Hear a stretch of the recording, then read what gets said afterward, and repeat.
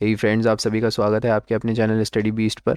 और आज हम बता दें कि हम एक नई सीरीज़ स्टार्ट करने जा रहे हैं। This series is called explained in 5 minutes. और इस सीरीज़ में हम 5 मिनट्स के अंदर कुछ important topics, terms, science, current affairs, history और वेरियस टॉपिक से रिलेटेड को बहुत ही एक शॉर्ट समय में और एक्यूरेसी के साथ आपको एक्सप्लेन करने की कोशिश करेंगे।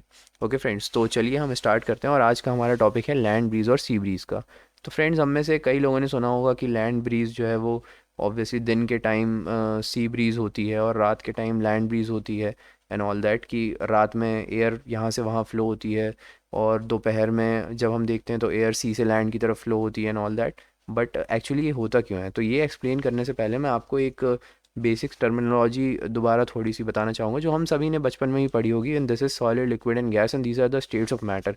दो स्टेट्स ऑफ मैटर और भी होते हैं which are Bose Einstein condensate and plasma, but उनके बारे में हम यहाँ डिस्कस नहीं करेंगे। हम सॉलिड, लिक्विड एंड गैस के बारे में डिस्कस करने वाले हैं।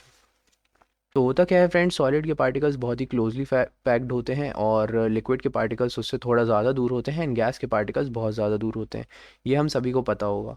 तो जितना ज़्यादा किसी भी मटेरियल के पार्टिकल्स क्लोजली पैक्ड रहेंगे वो मटेरियल उतना ज़्यादा टाइटली पैक्ड होगा, उतना ज़्यादा वो मटेरियल डेंस होगा।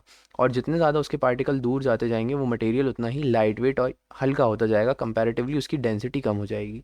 ओके, सो लैंड ब्रीज और सी ब्रीज में ये कॉन्टेक्स्ट होता कैसे है, मतलब हम इसका इफ़ेक्ट कैसे देख सकते हैं। तो देखिए फ्रेंड, होता क्या है कि सबसे पहला हमारा सिनेरियो आता है दोपहर का या मॉर्निंग का। और मॉर्निंग से दोपहर के बीच में जब एक वाटर बॉडी, लैंड ब्रीज और सी ब्रीज हमेशा तभी होगी जब एक वाटर बॉडी के बाजू में एक लैंड मास होगा।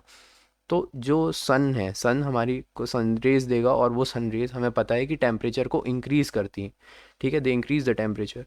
तो वो जो सनरेज़ हैं वो टेम्परेचर को इंक्रीज़ करती हैं और वो आएंगी हमारी अर्थ पर, और यहाँ लैंड का टेम्परेचर और सी का टेम्परेचर दोनों को इंक्रीज़ करना स्टार्ट करेंगी। बट होता क्या है फ्रेंड्स कि सी का टेम्परेचर जो है वो बहुत धीमे धीमे बढ़ता है, बिकॉज वाटर की प्रॉपर्टी है कि उसका टेम्परेचर धीमे ही बढ़ता है और वो टेम्परेचर उतना तेज़ी से नहीं बढ़ता एज़ कम्पेयर टू लैंड का टेम्परेचर बहुत ही जल्दी और बहुत ज़्यादा तेज़ी से बढ़ने लगता है।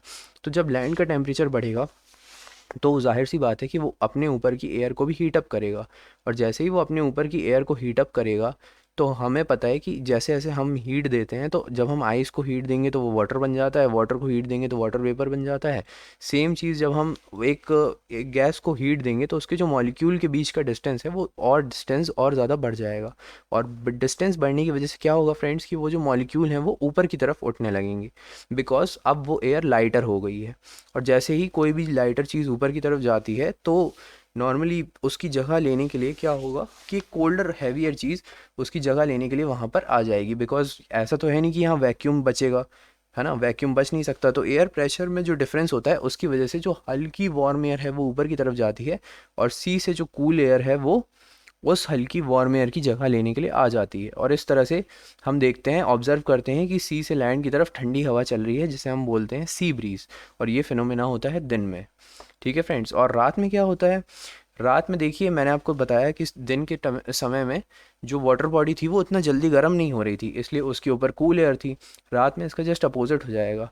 वाटर बॉडी जो है वो वार्म हुई देर से है लेकिन अभी भी वाटर बॉडी काफ़ी गर्म है, जबकि लैंड जो बहुत तेज़ी से गर्म हुआ था जैसे ही रात होती है तुरंत ठंडा हो जाता है।